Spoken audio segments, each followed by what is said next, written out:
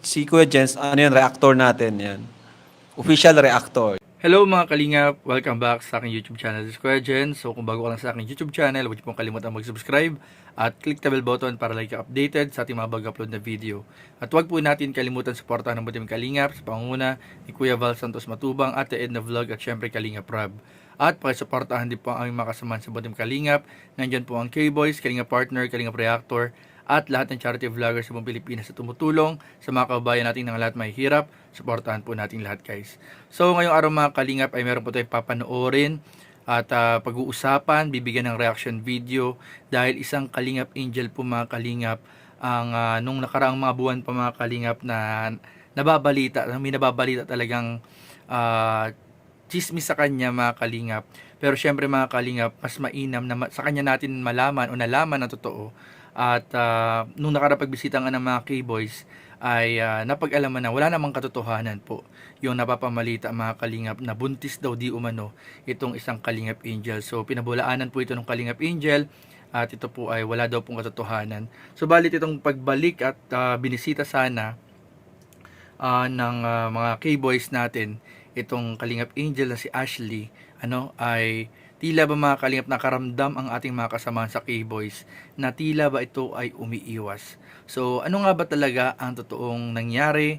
Ano nga ba ang totoong dahilan mga kalingap? So yan po ang ating aalamin at pag-uusapan dahil syempre mga kalingap hindi natin papayagan na merong Kalingap Angel na beneficiary ni Kalingap Rob ang nagiging biktima ng mga peking issues or fake news or chismis galing sa mga ibang mga komento.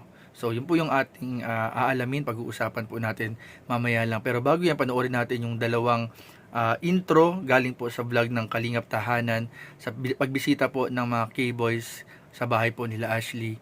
Ito yung una, yung kinonfirm nila yung kung totoo ba yung balitang buntis ito, at yung pangalawa, yung pagpunta nila na hindi sila hinarap dahil parang tila ba nakaramdam sila ng tila ba iniiwasan sila. So yun po ang ating pag-uusapan. So ano pang hinintay natin mga kalingap, tara panoorin na natin at bigyan ng reaction video in 5, 4, 3, 2. Para sa mga hindi po nakalam, nung nakaraan po kasi na event ay may kumalat na balita na si Ashley daw ay buntis. Kumbaga, parang siguro sabihin niyo sa reason kung ba't di ka nasama sa amin. Hindi naman po yung kayo po yung iniwasan ko, yung sila po kasi. Kasi parang naano po ako na parang nasa isang lang po kami tapos ganun po yung nangyayari na pwede naman po nila sa akin isabi. Kausapin nila ako. Hindi yung So may sama ka na ng loob? Opo, pero Gusto mo ba silang makausap or ano? parang ayoko po kasi sila munang makaharap. Kasi di naman po sila nagsasabi sa akin ng totoo pagkaharap nila po ako. May message ka ba dun sa Sa kanila po, next time po kung hindi po nila sure ang isang bagay, wag mo na po sana nilang ipagkalat, and then ko po sa inyo, i-direct nyo muna sa pinaghihinalaan nyo or pag-ano nyo para sa huli hindi kayo yung naiipit. Kasi ako kahit ganun po yung nangyari, never ko silang inano para sa protection lang din nila. Kasi ang gusto, may po sa akin na sabi na magharap-harap na daw po kami. Kaso nag-chat po sa akin na parang wag na kasi baka nga po maano sila. Sabi ko, sige, okay lang basta ako next time po. Mag-ingat na lang po sila kasi hindi po lahat yung mga ginawa nila. Apo! Ano po si Ashley? Ayun! Hindi po siya pwede na nag-isip.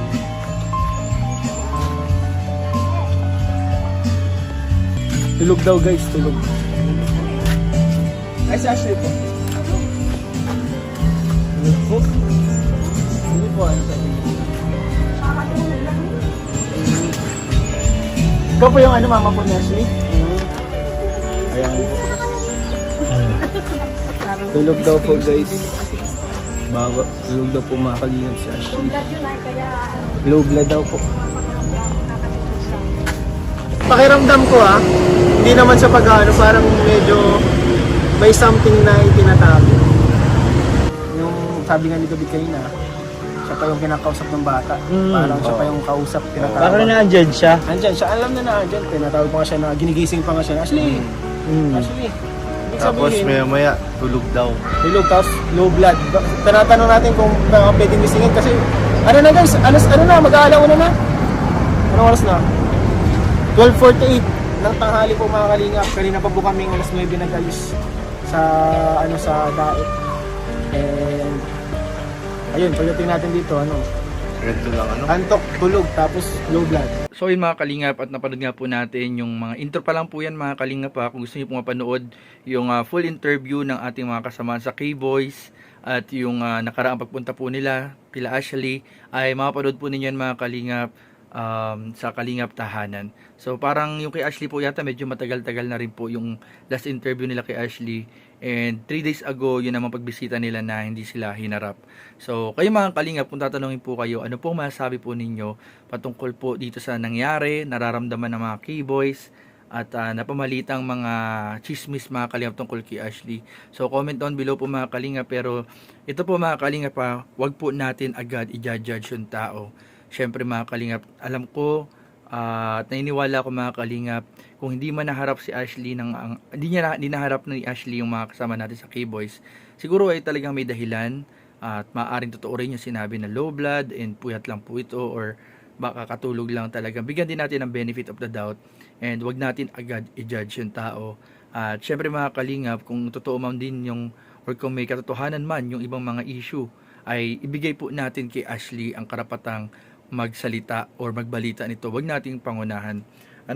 So ayun po mga kalingap. And syempre mga kalingap, sa mga nagpapakalat naman ng fake news, kung ito man ay fake news po at kung ito man ay talagang chismis lang, ay hindi po maganda na magkalat, lalo na ng mga ganitong klaseng balita, dahil medyo sensitibo po ito pong ganitong klaseng mga issues and chismis. Kaya hindi po ito dapat basta-basta lang binabahagi kung kani-kanino.